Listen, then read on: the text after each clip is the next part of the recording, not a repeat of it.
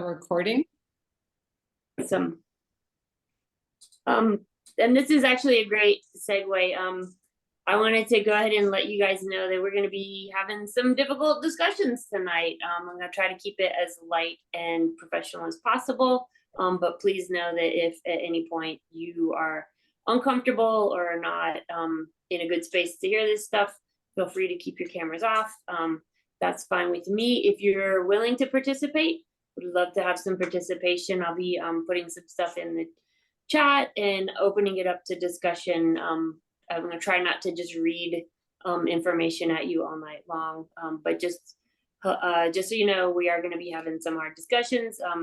If you have kiddos around, might be good to maybe scoot in another room or something like that. So yeah, so we're going to do a little bit of a different spin on this training. I know that we've been doing this training for a couple years. I'm going to be taking my information from the Safe Sport organization that is the governor, not the governing body, but they kind of oversee the Olympics and the Paralympics as well. And so I think that's a really great standard to be working with. And they have some great information regarding setting a good positive tone on teams and with athletes. The reason we're going to be doing this training is because statistically, 80% of athletes who are participating in sports report experiencing some harm or neglect during their sporting experience, and 20-something% report experiencing either physical or other types of harm, like intentional harm in the sporting community. And of course, people who are marginalized, people with disabilities, athletes of color, or LGBTQ population tend to experience this at a higher rate. And we predominantly serve people with disabilities, so we need to be very aware of that. Tonight's presentation is going to really focus on 3 different parts. One of them is recognizing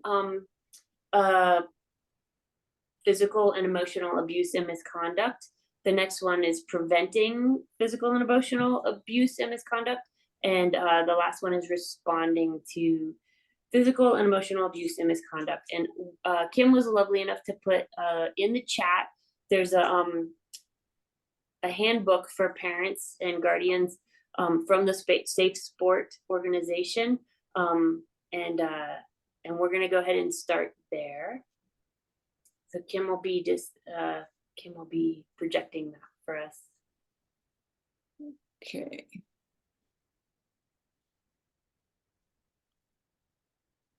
Hopefully this is the right thing. Can you see it? Yeah, that's the one right there, I believe. Should be on page 9. Let's see, where are we at? Page 9. It should start with the word recognize. Can you see it? I can, and it says what factors. Let me see. Let me make sure we're on the same page. Literally. Yeah, let's go one.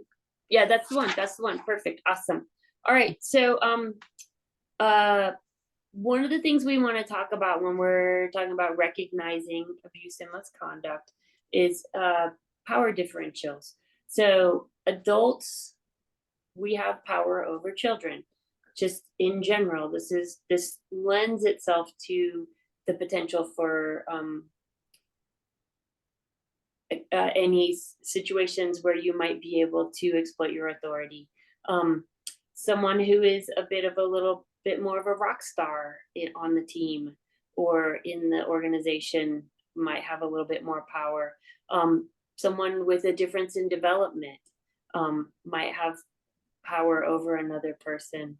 And then we want to be acknowledging that certain ethnic, racial, religious, disability, sexuality, gender, identity, and socioeconomic groups might have more power than others, just as part of their being in the world.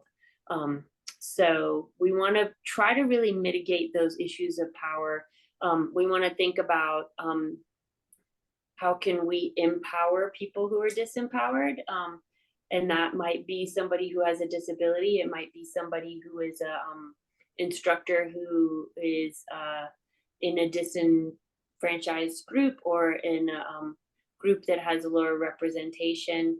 It might be a parent of a student, but we want to be really cognizant of our power dynamics in the organization. Let's go ahead and keep on rolling up. So yeah, child abuse, that's what we're here to talk about. Super fun. Not super fun. This is a very difficult topic. I don't like talking about it. Kim probably doesn't like talking about it. I know Doug doesn't like talking about it. But it's really important for us to talk about, because if we can see it, we can prevent it. And so child abuse is anytime there's any physical or mental, sexual or exploitation or negligence treatment of a child. And it is prohibited by state and federal law, and we are obligated to follow those laws. I think one of the things that in the past we've talked a lot about physical abuse, we've talked about particularly sexual abuse. I want to really make sure that we're really thinking about emotional abuse as well, emotional misconduct, because I think those kind of things can really set the tone for a culture within our organization. And so we want to be really very cognizant of the language that we use around our athletes, and then the language that our athletes use around each other. I know that we do tend to have a lot of athletes in the program that may have some social deficits as part of their disability, or some cognitive deficits as part of their disability. And I know that also the PSIA fundamentals has really introduced social skills and interpersonal skills as part of the skiing fundamentals. So I really want to keep encouraging us as an organization to really be thinking about those social skills as part of our lessons with some of our students. It's one of those invisible disabilities that we can really make an impact on for those people. And just because a student might be saying something that might be hurtful to another student, it doesn't mean we can't step in. And I want to encourage you guys that don't wait for there to be an explicit policy. If your gut tells you that something isn't right, please, pay attention to that. So let's go ahead and flip to page 10. Thanks, guys. So yeah, on that note, emotional misconduct. This is the one that people are going to experience most. It's going to be teasing. It's going to be calling people names. It's going to be shaming. It's going to be things like that. You might witness this from your student. You might witness this from a parent. It's not unusual for parents to be really motivated to have their student participate at a level that might be above their ability to participate, and they've driven all the way up here, and they've put a lot of effort into this. And if their student is having a meltdown, or not wanting to do it, or having a hard day, or not as interested in they've done 3 runs and they're all done, they don't want to do a 4th one, but we're really pushing them beyond their ability levels. That can be we want to be really cognizant of those kind of things, because it can really set the tone for our students, for that student, and then for anyone else who's kind of witnessing that as well. So could be name calling, it could be any sort of physical aggression, getting angry, throwing things. I know we have students that do this, and so we want to really be working towards encouraging them to kind of help their behavior be a little bit more appropriate. The third one about acts that deny attention or support. So that might be somebody that's being put in time out. we don't do that. Excluding somebody from an activity in a way that's not productive. If somebody does need a break, that's different. But we don't punish somebody because they aren't able to participate. Stalking. Lots of us have a favorite athlete, right? I have favorite athletes. Almost all of my athletes are my favorite athletes, but we want to make sure that it's a mutual situation in that that athlete is really excited to see us as well. Or maybe we have a coworker that we really love working with and we like pairing up with. We want to make sure that it is mutual, that that coworker wants to be working with us as well, and that we are not setting up situations where we are only wanting to work with certain people. I know that yeah, we all have our favorites. We all have people that we want to work with, but please know that like if myself or Kim for some reason asks you to work with somebody that's not your favorite preferred one, we work with everybody, right? We're not just here to ski with the one person that we really like. That's not kind of how this works. And so then the last one is criminal. And that's stuff that goes just well above and beyond, well beyond the pale. So you can engage in emotional misconduct whether or not you mean to cause harm. So I want you guys to really be mindful about the techniques that you use with your students, and make sure that you're really being thoughtful of their emotional health, not just their physical health. We want our kids to have fun. We talk in the trainings about safe, fun, and learning. We talk about in that order. We want it to be fun. We don't want a kid to come up or an adult to come up, although this is about children, and learn that skiing is hard and it's terrible and it's awful. Like that's not our goal at all. So I want to make sure that we're planting that seed of taking care of the emotional health of ourselves, our coworkers, and our students, because that's really sets the culture for the rest of it. Let's keep going.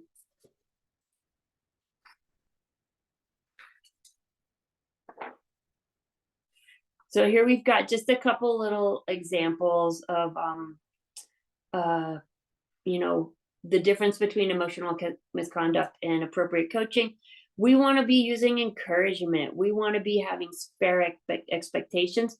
It talks a lot about setting goals at the beginning of your lesson. I want you to really think about that. Like, how can we get buy-in from our students so that they are wanting to improve as well? Or what is important to them? What my personal goal is might not be the same as their personal goal or their parents' goal.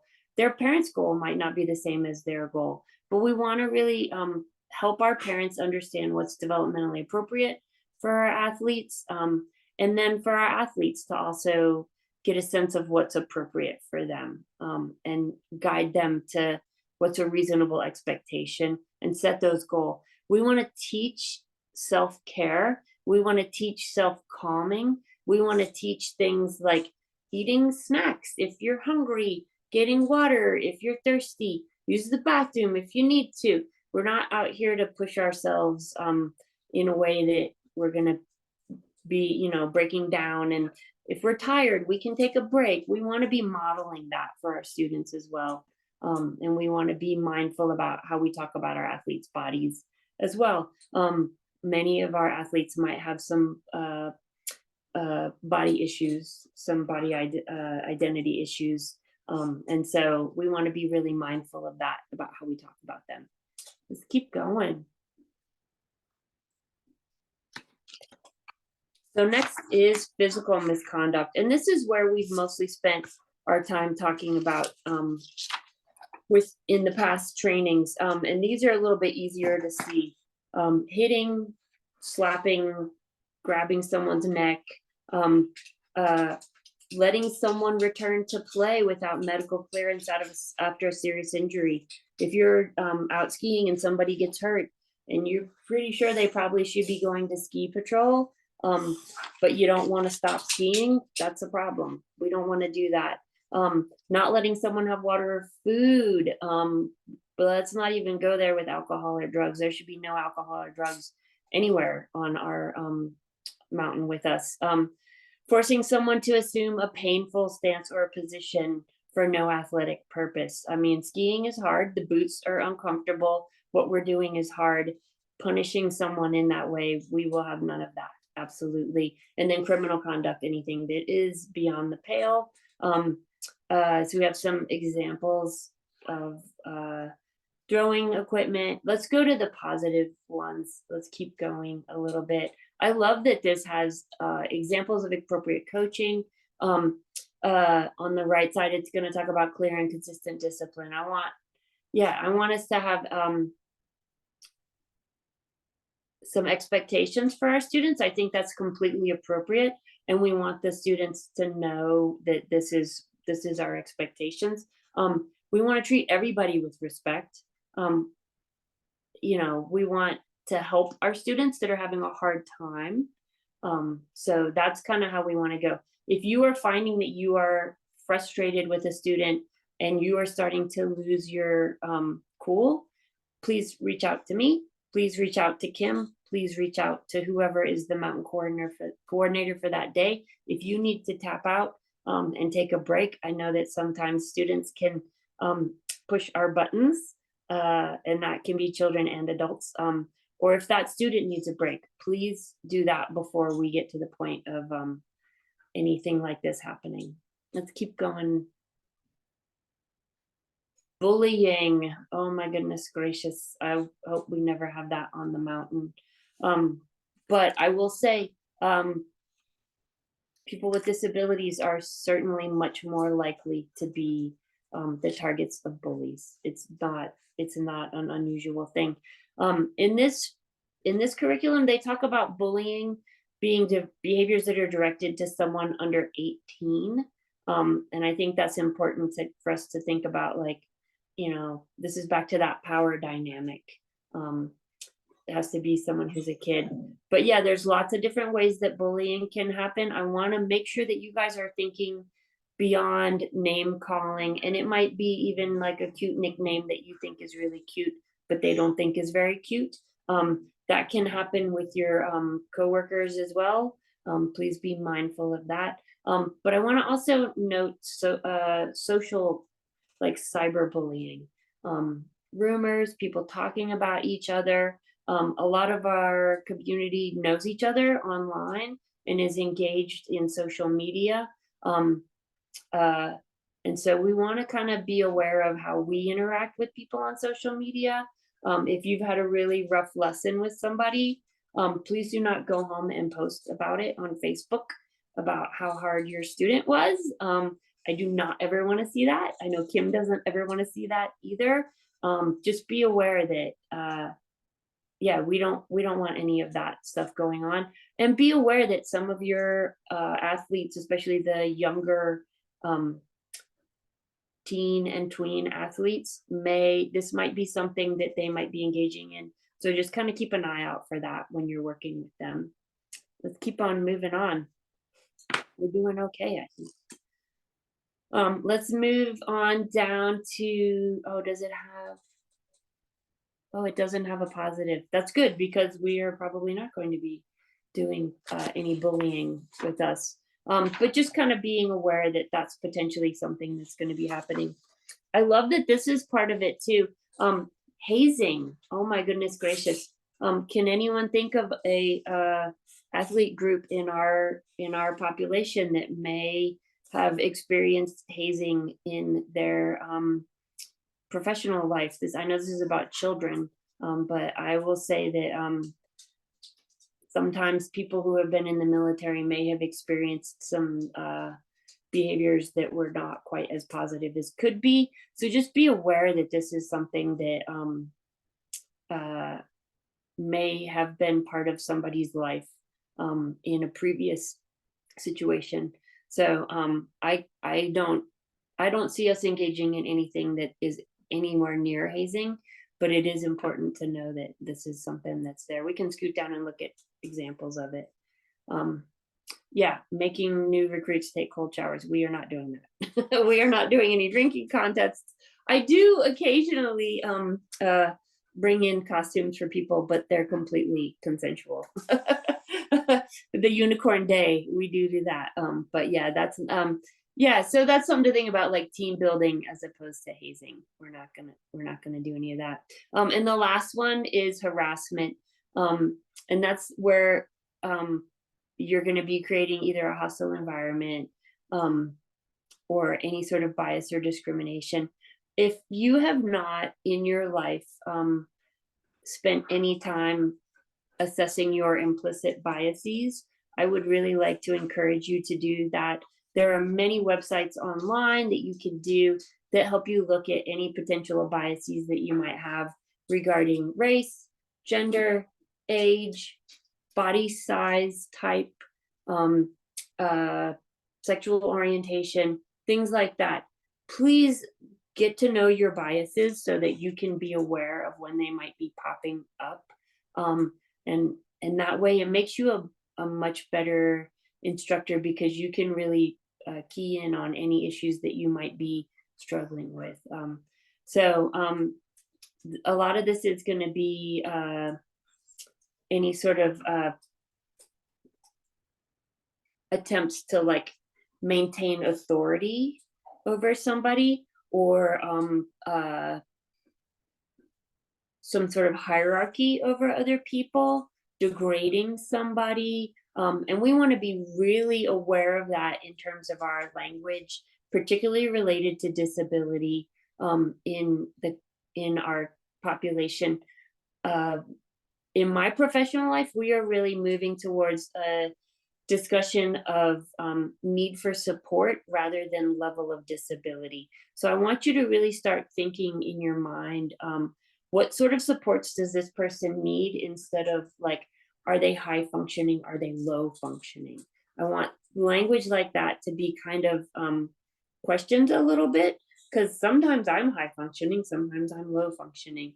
I want you to really think about how you can use your language to uplift your athletes and provide whatever supports that they might need without necessarily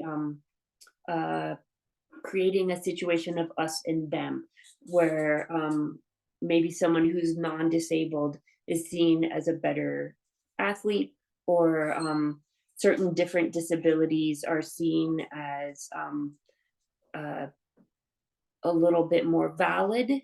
I know that can be something. We have a lot of athletes that have invisible disabilities. And so, we don't necessarily need to know what their disabilities are in order to know what supports they need.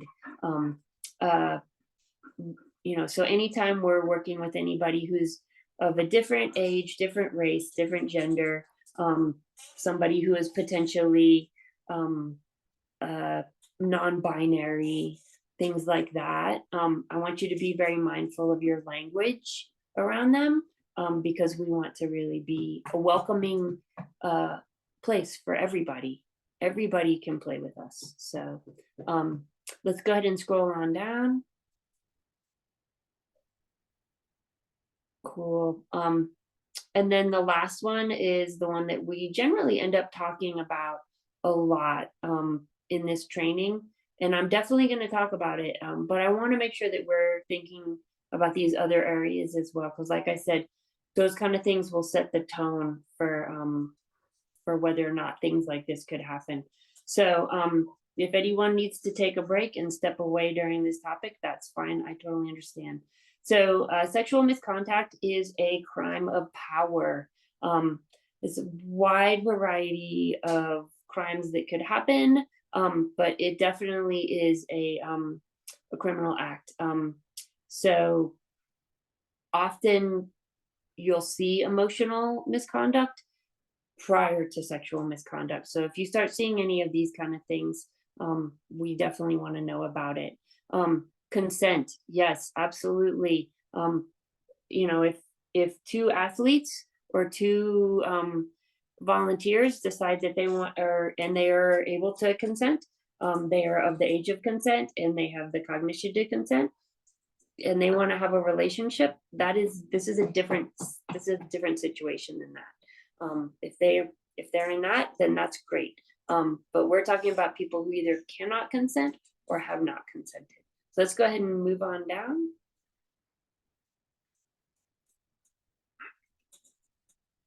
All right.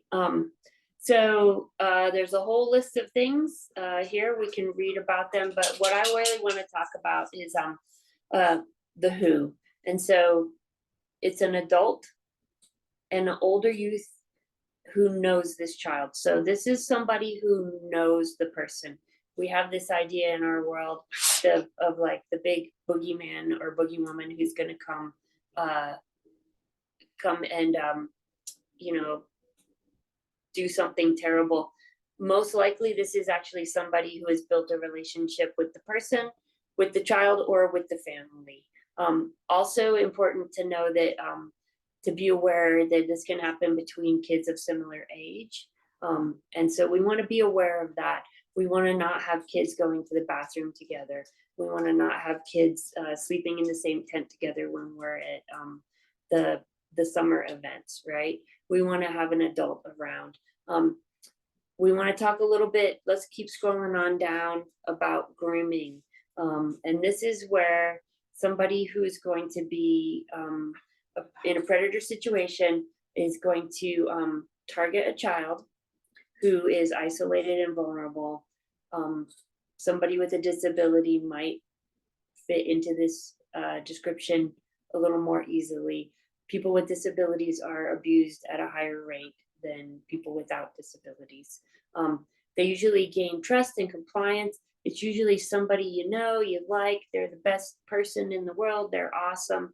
No one can believe it, one of those kind of things. So this is someone who's going to build trust, they're going to isolate, they're going to start to test boundaries, they're going to start to have little inappropriate behaviors, and then they're going to start to introduce some sexual topics. We have a zero tolerance policy for these kind of behaviors. This is a crime and it will be treated as such.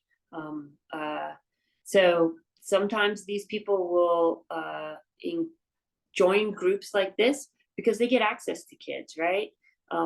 They get access to nonverbal kids. They are seen as a great volunteer and a great person, right? And they can maybe be very charismatic. So we want to be aware and keep an eye out for those kind of things. Let's go ahead and keep scrolling.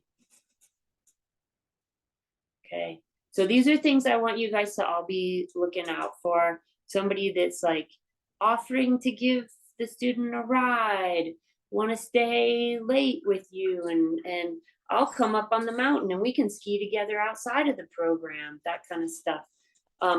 Being really cool and being your buddy, and picking one particular child, right? And bringing gifts, things like that. Anytime we hear about secrets, we want to be careful of that. And then using their position, so that would be their role within the group, right? To be able to spend time with someone's child. Asking for hugs. I'm generally not ever going to be running up and demanding a hug from a child, right? If a child wants to hug me, that's one thing, but as adults, we should be very careful about that kind of stuff. If we're going to be talking to kids about dating, right? We want to be really aware. Some of our students, the younger students, might be dating. They might be interested in those kind of things. They might bring it up to you. It's not appropriate for us to be talking about those things with our students. Certainly not without a parent present. Absolutely not.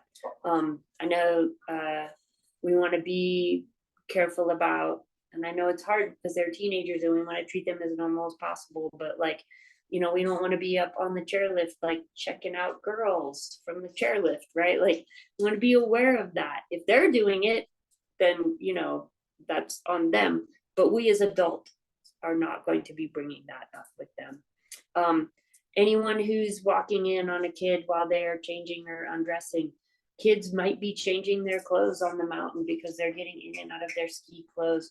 They're definitely going to be changing clothes when we're at the river events. We want to be nowhere near that stuff. And we want to be mindful about where we are changing our clothes. If you need to change, please go to the bathroom. Do not do it in the shed. Absolutely not. Let's go ahead and keep scrolling down. I think we're doing good on time. Yay. And then online grooming. I am not Facebook friends or internet friends with any of the children that I work with. Absolutely not. If you are 18, I will be your friend on social media. I will generally be friends with parents first, but in general, I will not be doing that. We do occasionally take pictures of students for their parents while they're on our lessons. I know that we'll videotape kids skiing and things like that. And sometimes, you know, maybe our kids will have social media accounts and they'll want to post it and things like that. Just be really mindful about anytime you're having pictures of children on your phone. I will take pictures of kids for their lessons, and I will take pictures of kids for our social media, but then I will delete them from my phone. I do not carry around a whole bunch of pictures of kids on my phone. It's not appropriate for me to be doing. And I certainly am not going to reach out to a kid to take pictures or to give them pictures. So be aware of that, and be aware that other kids might be doing that in lessons, and we want to discourage that. Let's keep going. Okay, and this is, I like this. So this one is sexual harassment. And it's unwelcome sexual requests or conduct that is sexual in nature, related to gender identity, gender expression, or sexual orientation. So this does not have to necessarily be a request for interaction. This could be a situation where you are targeting a person based on their gender, or you're targeting a person based on their gender expression or their sexual orientation. I want to mention that particularly in the autism community, there's a higher than average representation of LGBTQ and trans. It is starting to be recognized more and more within that disability community, but just know that you might run into it a lot more, and you might run into it with your instructors, your coworkers. We should not be talking about that stuff, certainly in front of our students. And in general, we should not be talking about that kind of stuff at work. But if somebody is a they, them, and you are opposed to working with them or talking with them because of your own personal beliefs, please come and let us know, and we will try to figure out something that will work around that. But otherwise, you should be calling people what they would like to be called. That is the hands down request. So, all right, and then the last one, non-consensual sexual contact or intercourse, zero tolerance for this. This is nope, absolutely not. So, and then I think, let's scroll down because I think we're done. Oh, no, sexual exploitation, recording, taking pictures. This is back to that, taking pictures and or showing pictures to a minor. Zero tolerance, absolutely not. Let's keep on going down. I think we're close to the end of the yucky stuff. Bullying. This would be talking about our athletes' bodies or your body. We will not be doing that at all on the mountain. I feel like these are beyond the pale.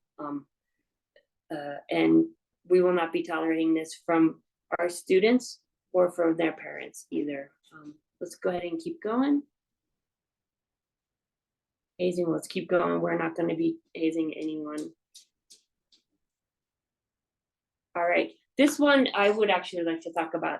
So this is something I would love for you guys to start really paying attention to. Signs of that a child has experienced misconduct. And that does not necessarily mean that they have experienced it at our hands. It just means we're going to be in these students' lives for 6 weeks, right? A lot can happen in a kid's life in 6 weeks. I want you guys to be aware and start paying attention to any of these kind of things, because we might be the first person who notices some of this. You might have a student disclose something to you. You know, it might happen. So we want to be looking for the physical signs. Let's keep scrolling. Some of the psychological signs. If you start seeing like big changes in your student that don't make sense, or they start talking about things, they seem more depressed, they're withdrawn, they were doing well, they're having a harder time, their performance is really declining, or they're starting to engage in some behavior that's not age appropriate. We want to be looking out for these kind of things. Like I said, it might not necessarily be that they're experiencing them in those things in our lives or in our presence, or at the mountain, but we could certainly observe that maybe something else is going on somewhere else. So we want to be keeping an eye out for these kind of things in our students, so that we can help them out if we do start to see that, and then we can know what we're working with. Let's keep on scrolling down. I think we're getting close. And yeah, so the last part is I really want you to trust your gut. If you start noticing that something is just not right with your student, if you start noticing that something is just kind of not right with the parents of your student, or one of your fellow volunteers, I really want you to kind of trust your gut and start thinking about it and be observant and come talk to myself or Kim. Or if you start to see something that is beyond the pale of just kind of maybe on the borderline, then we need to be reporting that kind of stuff. I know that myself, I believe Kim, and I can't speak to anyone else, but I really consider you guys to be possibly in this category as well. I am a mandatory reporter. Because of my medical license, I have to report if I see anything that appears to be child abuse. I have to report it, or I can lose my license. I believe Kim is as well. I see her nodding her head. Yes. So just know that if we see anything that is that looks really, really, really suspicious, we do have to follow up on that. I think let's scroll down a little bit more. Kim, you're the best. Awesome. Okay, so let's go beyond. Let's go ahead and close the and I want to open up the floor for discussion about any of these topics, any questions you guys have about recognizing some of these areas, of any questions you have about things that might be gray areas, or things that you have some good tips on how to really pay attention to these kind of things. I'd love to hear from you guys just for a few minutes and see what you guys have to say. It's a lot of information.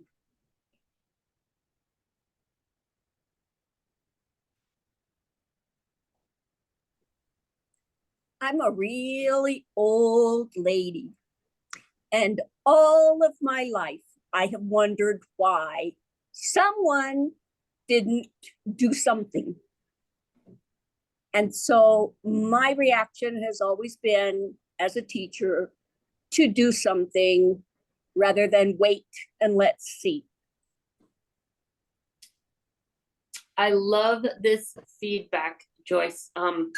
You know, it's ubiquitous in our culture. It happens all the time. And we are very uncomfortable talking about it. And so we like to give the benefit of the doubt. And we don't like to believe hard things about people that we care about. But it does happen. So in general, I think most parents appreciate that the people in their children's lives are willing to keep them safe. And so that is our role. I appreciate that, Joyce.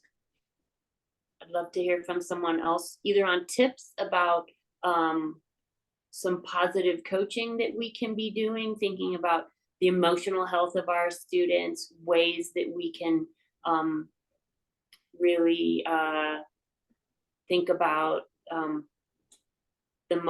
creating a positive culture on our organization so that these kind of things don't happen.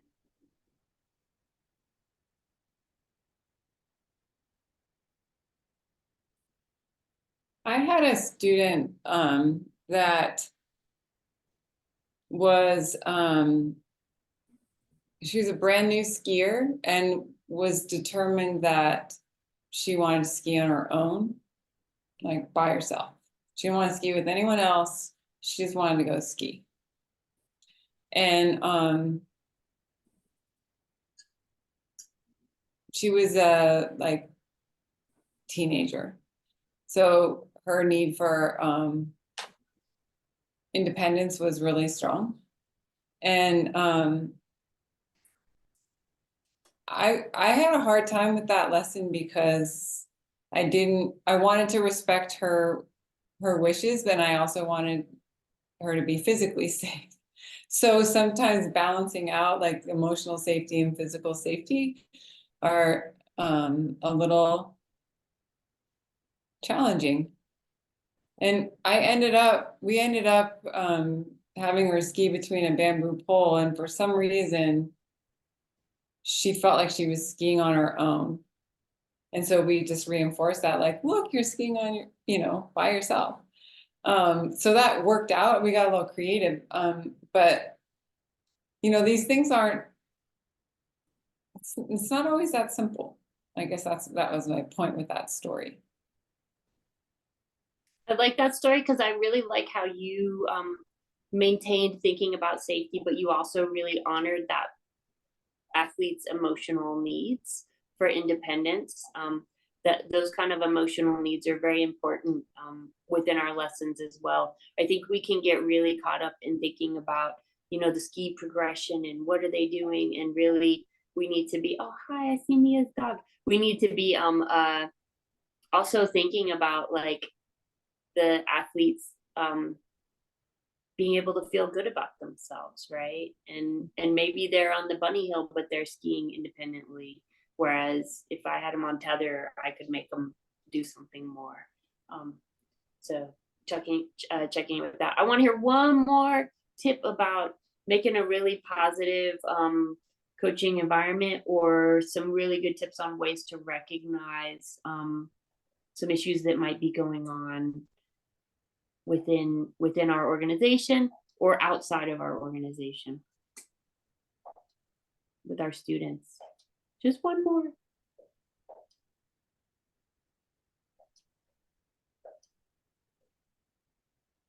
I might have one. Come on, Mia. Like writing a schedule and making it fun and positive schedule. Yes. I love it. Yes, using Like a if you do this schedule. and this and this, then you can do this that you really want to do. Absolutely. I love it. I love it. So that's a great and we're doing good on time. Let's go ahead and pull up so the next thing we're going to pull up is called the toolkit, and this is still from Safe Sport. What we were just looking at was part of a parent handout. And I love that this organization has handouts for parents for them to really kind of be keeping an eye out for these kind of things. I love that, we want some transparency in our organization, and we don't want our parents to feel like we're going to take your kids and then we're going to go hide behind closed doors and you're not going to know what's going to happen, and then we're going to bring your kid out. Like, that's not what we want to do. And realistically, on the mountain, that is what it can kind of feel like. We meet each other at the shed and we introduce each other, and then you run off with their child, right? Like, it's real. So we want to have as much transparency as possible. So now we're going to talk about prevention. So remember, we're going to talk about recognizing, preventing, and responding. So preventing abuse and misconduct. I love this. We're really going to be thinking about the relationship between the coach and the athlete. There is going to be some power differential because it's an adult and a kid. It's a coach and a student. We want to have a respectful relationship. We want to be supportive, use positive reinforcement. We do not punish, and we want to be motivating. I love that Mia was talking about using a calendar or a visual schedule, And then also talking about positive reinforcement. We talk about that a lot in our autism training, but you can use that all the time. I actually do it at the gym as well. I go in and I'm gonna do arm day and leg day. I know what I'm gonna expect. I know how it's gonna go. And then at the end of it, maybe I can have some ice cream, right? Like we want to be reinforcing, we want to be encouraging our students to meet their goals through positive reinforcement. We also want to be helping our students face some of their personal fears on the mountain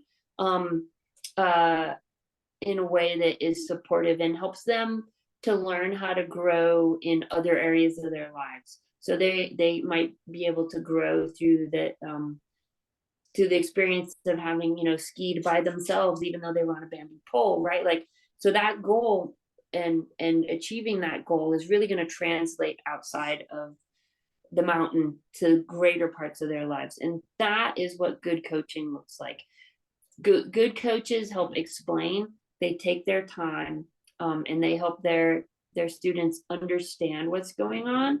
They help improve self-esteem, boost confidence. We don't break our students down.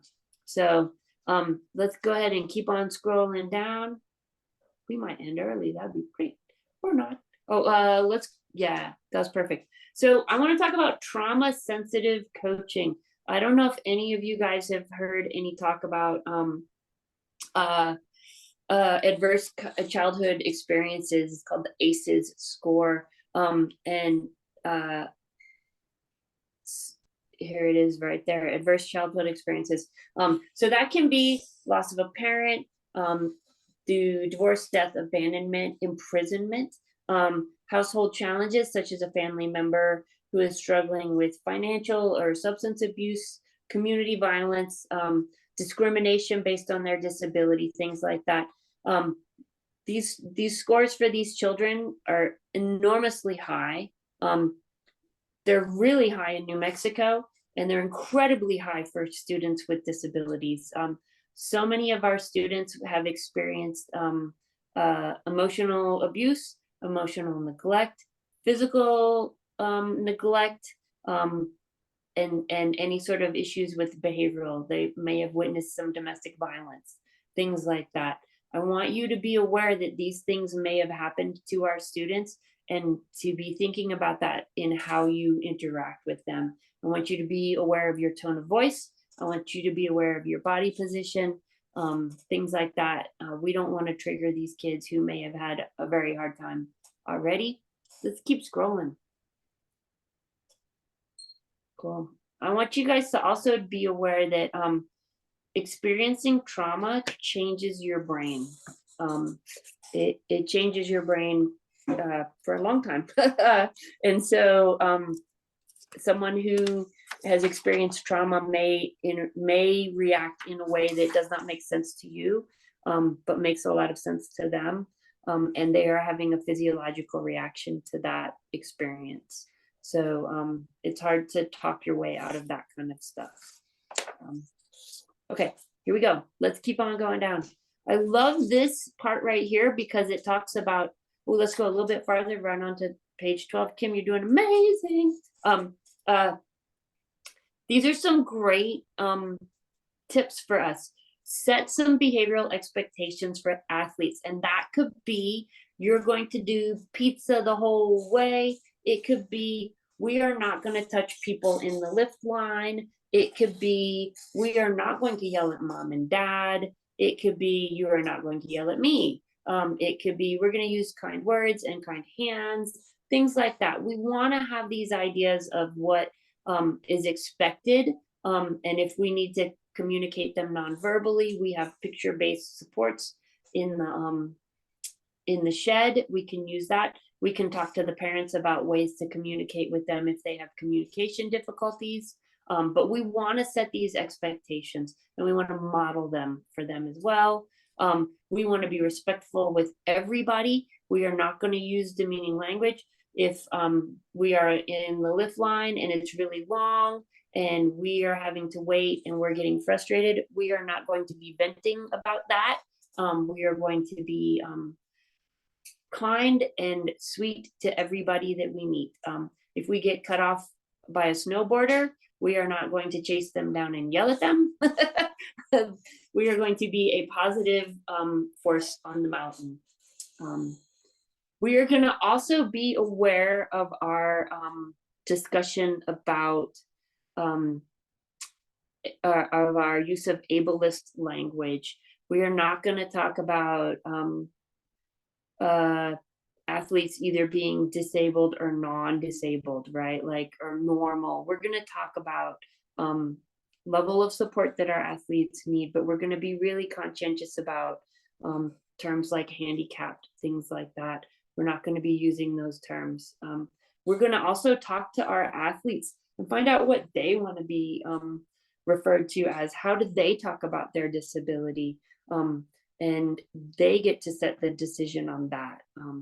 We're going to call people by the name they want to be called, and that can be reference to their race, gender, religion, disability, things like that.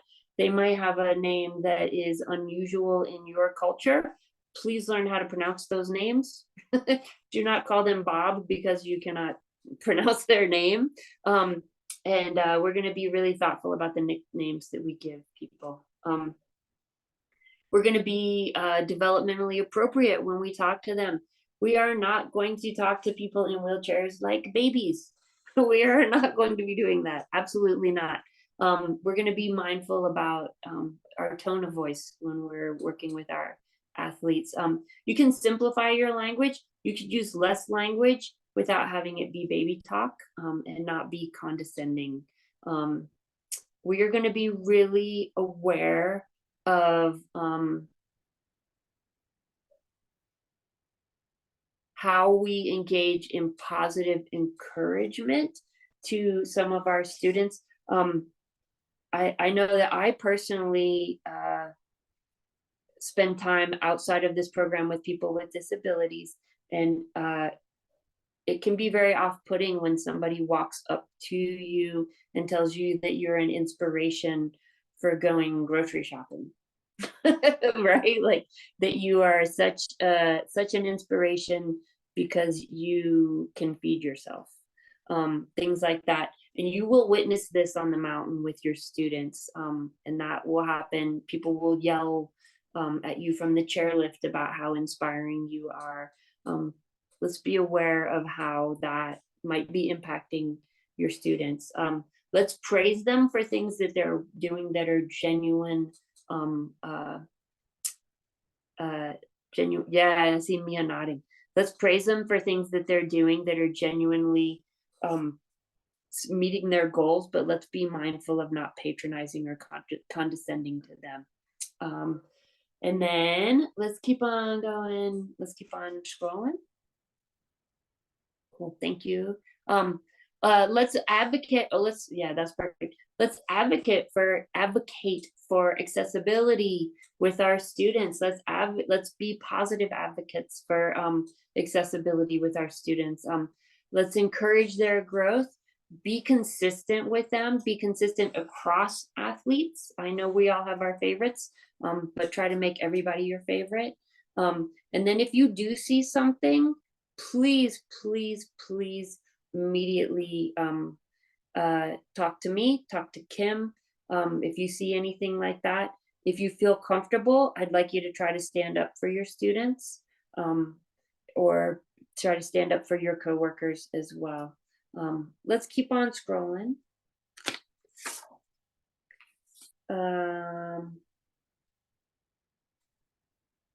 Yeah, let's go through this. So if you see something that is making you feel uncomfortable, we talked about trusting your gut. If you notice it, I want you to think about like, hey, do I need to do something about this right now? Sometimes it's nice to talk to somebody in a more private situation and not shame them. If somebody is using language that is not appropriate related to someone's disability, do you need to call them out right now, or could you educate them a little bit later? Is it your job to do it, or is it somebody else's job to do it? Think about what your options are And then think about your safety. We don't need to be confronting somebody on the mountain and getting in a fight. We do not need to be getting in a fight with our students. We need to keep our instructors safe. If one of our students is engaging in inappropriate behaviors, and confronting them is going to escalate them, we want to be thoughtful about how we do that. Let's go ahead and keep on up. Sweet. Let's keep going past that, I think. Keep on going, keep on going. All right, let's go ahead and let's stop sharing and we'll chat a little bit about this. All right, I'd love to hear from people. Does anyone have any tips for preventing these kind of things from happening? I'd love to hear from people.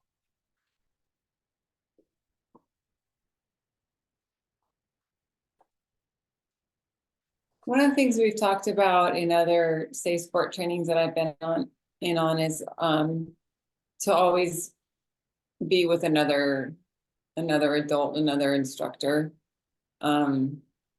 when at all possible. And that kind of keeps everyone safe. Absolutely. One of the things I read when I was doing the research for this presentation, they talked about you want all of your interactions with your student to be observable and interruptible. So you want to be able to be seen, and you want for somebody to be able to jump in and say, hey, can I have a second, right? You don't want to be anywhere that it's so private that nobody can see you or nobody could interrupt what you're doing. I like that. Let's hear some other ideas.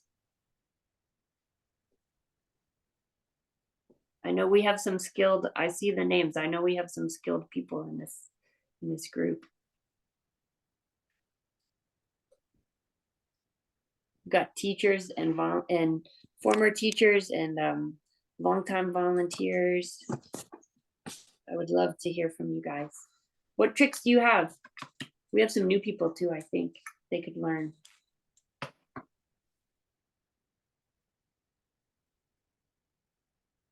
Feel free to unmute yourselves. Sometimes it's hard to judge who's an adult and who's a child. Yes. And many times with special needs, we treat them as children because they look and act like children when they truly are adults and need to be respected and treated more like adults.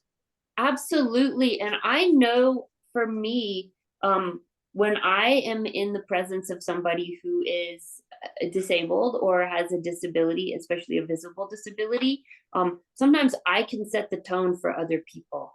And so somebody might walk up to somebody and be like, you're so amazing. I love the way you're just breathing, right? And I can treat them like a person, and it really it knocks that one down at the knees, right?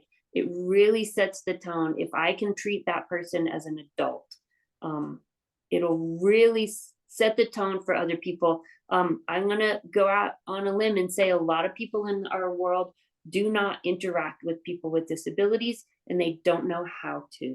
And we are there to help advocate and model that kind of those kind of interactions in the language that we use with people in our organization and our athletes.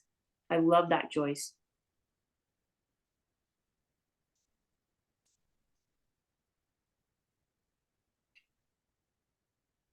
Teresa, I see you're unmuting. I can't wait to hear what you have to say. I just think that the language that we use is important, despite the tone. I know that people like to have conversations, like real conversations. People want to connect. And I think we do that just from human to human all the time. And that includes like eye contact and just really practicing the things that we do with other humans. And sometimes I think those things fall off, or there's some level of I don't want to say that individuals are superficial, but sometimes the actions become like, what's a good descriptor? Sing-songy, or like superficial. I don't really know how else to describe that, in the sense that keep it real, you know, and once you make those connections, you can really grow with people. But you're not going to, and I'm guilty of that sometimes, of going too far ahead and then remembering, like, hold on, I need that human connection. I need to bring it back just a little bit. And it's easy to do on the mountain because we all get so excited about skiing and the things that we're doing. And so I think just pausing and bringing it back sometimes is really important. I love that. And I love that you said, like, that moment where you know that you're like, whoops, I went too far, like, whoopsie doodle. And it's gonna happen. It's gonna happen. You're gonna get enthusiastic, you're gonna get excited. But to be able to know that you can recover and to be able to own your mistake, like how vulnerable you can be with your student and be like, oops, okay, let's bring it on back. And I want to call out some great things that I saw. Therese was on the mountain this weekend. She had some younger kids, and I saw her like getting down on their level so she's not hovering above them, building those kind of relationships, interacting with them, finding out what they're interested in, learning about things that motivate them, and building those kind of coaching relationships with our students, and then transitioning right to the next student, right? It's not about building inappropriate relationships with our students. It's about how can we facilitate this student's growth? How can we facilitate the student's emotional growth, physical growth, those kind of things on the mountain. So I love that we're talking about building those genuine relationships, treating them as human beings, right? And interacting with them in a very deep way, but appropriately. I want to hear one more. We got some great people here.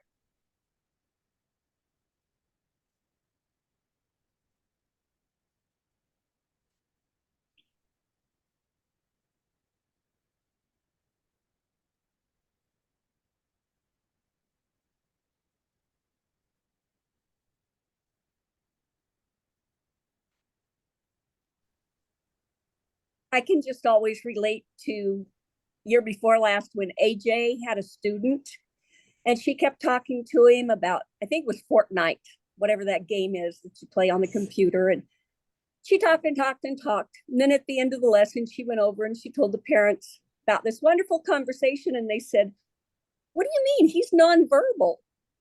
And she just looked at the student and he just smiled and shrugged. He's verbal. He just was selective verbal. Oh, funny. You know, I love this story too, because I mean, I will say all the research talks a lot about having high intensity experiences and the impact of high intensity experiences on learning and development.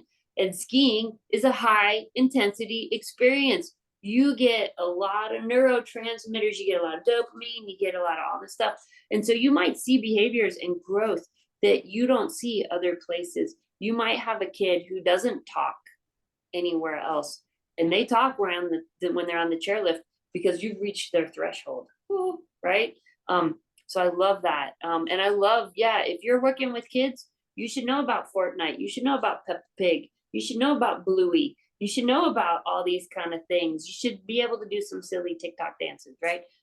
These are kind of things that you need to learn how to speak their language. If you're working with an adult, it's going to be a little bit different. But I know Kim and I spent last week talking all about animals and talking about, you know, what the student wanted to talk about. You're there to build relationships with them. And those kind of things go a long ways in getting some of these behaviors minimized, and then getting the most out of your student, right? And those positive supports, if you get them down, if you get these relationships built, then we don't need to go into the land of punishment. We don't need to go into the land of shaming. And then I love this story too, because the parents saw like, oh, this kid is actually capable of doing a whole lot more than we thought. So that's great too. let's go to the last, unless somebody has something to say, let's go to the last little part about responding to abuse. And so that's going to be, let's see, I think it's actually going to be, we want this one, I think.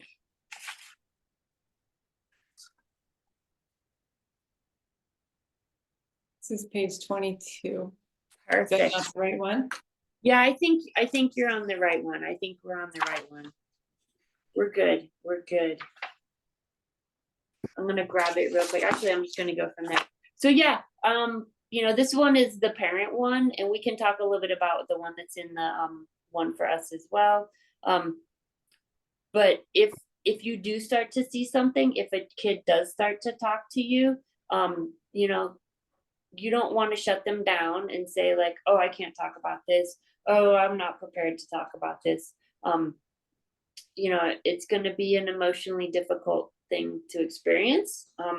If you see bruises on a student, it's going to be emotionally difficult to experience. If you witness or learn about something that one of your fellow volunteers is doing, it's going to be emotionally and difficult situation. So just, check in with yourself and make sure that you're in a good place to hear it. If you need to bring someone else into the experience with you, myself or Kim or Doug or Camille are the perfect people to reach out to. If not, the day coordinators would be able to help as well. So let's go ahead and scroll on up. Okay, be empathetic, be supportive, stay calm, validate what you're hearing. Let's keep going.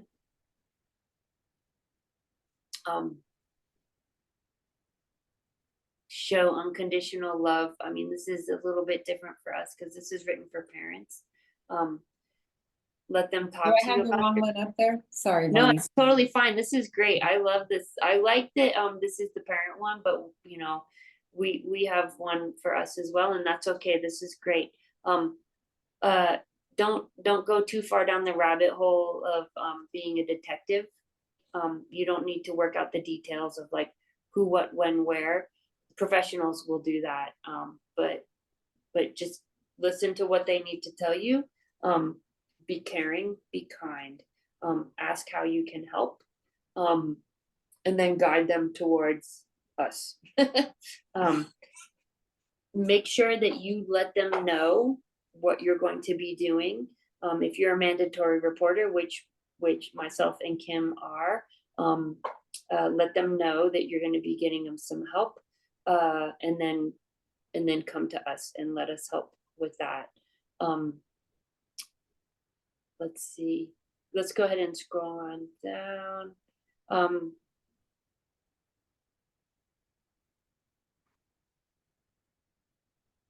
And actually, you know what, Kim, let's go ahead and switch to the other one. I think I want to be on the one on page 16 of the other one. But I do love that resource is there for our parents as well. And that it also talks about like what to do, if CYFD or whatever, if a report is made about you, because that could happen, right? Like, that's one of the things that, if we're keeping an eye out for things, it could happen, right? Okay, so same sort of thing. We want to be responding quickly if somebody does tell us something. If you see something, we want it to be appropriate. We want to be prepared with the students to talk about acceptable and unacceptable behavior, and hold them accountable. So this is for somebody that you're wanting to guide them towards better behavior.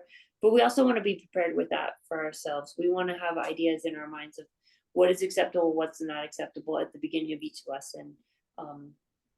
And don't just ignore it. If you see something, say something. Say something to me, say something to Kim, say something to Doug or Camille or one of our day coordinators. We need to really be on top of this kind of stuff in our organization because we want to have a very positive organization. let's go ahead and scroll up a little bit. There we go. Please know that if somebody has experienced anything, any sort of abuse or misconduct, they may be experiencing a mental health crisis at that time. They might be having some triggers for their trauma. We want to make sure that we have supports available for them. And so once again, myself, Kim, Doug, Camille, please involve us in this kind of stuff. If it does happen, reports will need to be written, things like that. Let's go ahead and we'll scroll some more. Here we go. If you're an adult participant, you are required to follow the state laws and report information. Based on this, and I know that this information is for people that are in the Olympic and Paralympic organization. Myself and Kim are mandatory reporters based on our professions. I would like you to consider yourself a mandatory reporter. If you see something that is beyond the pale, and this is not just like, you know, somebody using a nickname that you don't like. This is somebody who has experienced abuse. It needs to be reported to law enforcement. Please let us know as well. It needs to be, reports need to be written immediately. Do not go home and send me and Kim an email about what happened. Please talk to us before you leave. And it needs to be reported. It may be reported to the police. If we are suspecting a crime, it may be reported to CYFD. If it is an adult, it may be reported to Adult Protective Services. So please know that these children do not need to be the ones making the report. We are the ones who will be making the report. And it will either go to the state or federal laws, so it'll be going to the police, but we will also be filing reports within our organization as well. Let's go ahead and scroll down because I think we may have gone very quickly. Oh yeah, we do want to talk about this. Retaliation. We have a no retaliation policy within our group. And so that would be somebody who has maybe reported someone or something. I will say, having called CYFD before, I have never had a parent come and thank me for reporting them to CYFD. It is an uncomfortable situation. You can report anonymously, but often the parents will know who did it. So just be aware that that is a potential that could happen. We will do our best to protect anyone who has reported anything within the organization. If it is an administrator, we will deal with that at our level, but we should never be having that happen. If it is a co-worker, then please once again involve or a co-volunteer, please involve Kim, myself, Camille, or Doug, and we will make sure that retaliation is not an acceptable thing that happens within this organization. Let's go ahead and keep scrolling down. We would like to keep you all. We do not want anyone to have to leave. Yeah, so we want to just make sure that everybody feels safe to have positive working relationships with our athletes, especially those who are minors or are unable to consent for themselves. We want to make sure that we have the tools available for you to have positive lessons so that we can prevent the need for any abuse or misconduct.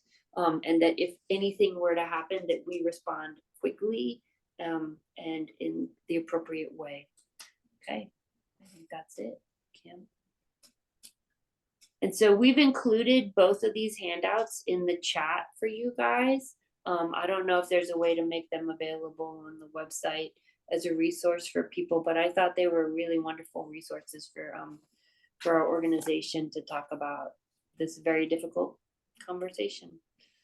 I'd love to talk a little bit about responding to abuse. I'd love to hear from some people. I'd love to hear from new people. And then after that, we'll just open it up for a couple questions, and we may end up ending a little early tonight, which is fine. It's a heavy conversation. Has anyone ever had to report anything? Yeah, I'm seeing lots of heads shaking. Yeah, it feels yucky. You're glad you're helping them, but it's heavy. Those decisions are not made lightly.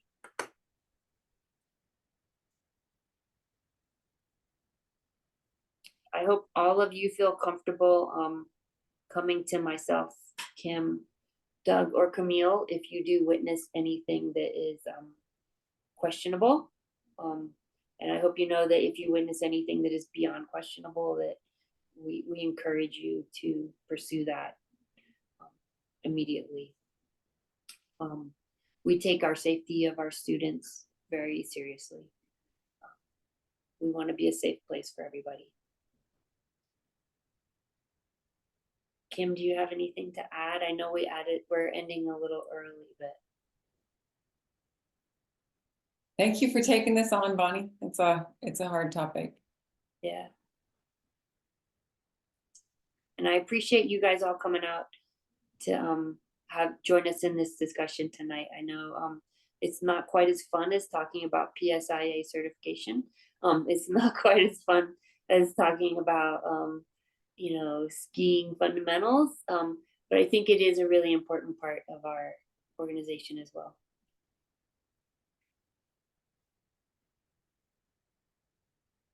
If anyone wants to stay after and ask any questions separately, without other people around, where Kim and I will stay on for a little bit longer.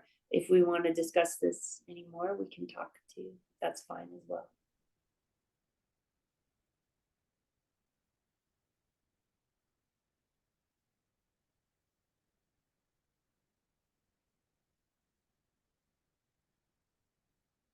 Thanks, guys. Thank you so much for coming out. Thanks for paying attention and listening. We appreciate it. Thank you all.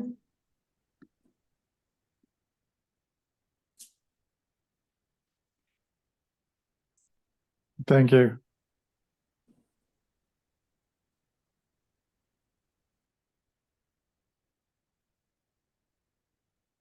See you all on the mountain. Yeah. Yeah. Climbing. Climbing Friday. We still need volunteers. Yeah, come on out. Kim, would you bring me a stack of save the dates on Friday For Snowball. for Snowball? Yeah, yeah, I can get it from Camille on Friday. Yes, I will. Okay. Sorry. I had to think through that. Like- Like, when am I gonna see her? Well, I told her to bring What them up day is Sunday, it? but it's better to get them on Friday rather than Sunday. Yeah, Thanks. sure. Thanks, Joyce and Mia. We appreciate you guys. Bye. Night. Oh, I got a Yeah, thumbs up from Ambrose. Ambrose. Yeah, I love it. Great presentation. I Thanks, appreciate it. Ambrose. Thanks, Bunny. Ambrose. Have a great night. Thank you. Hey, you too.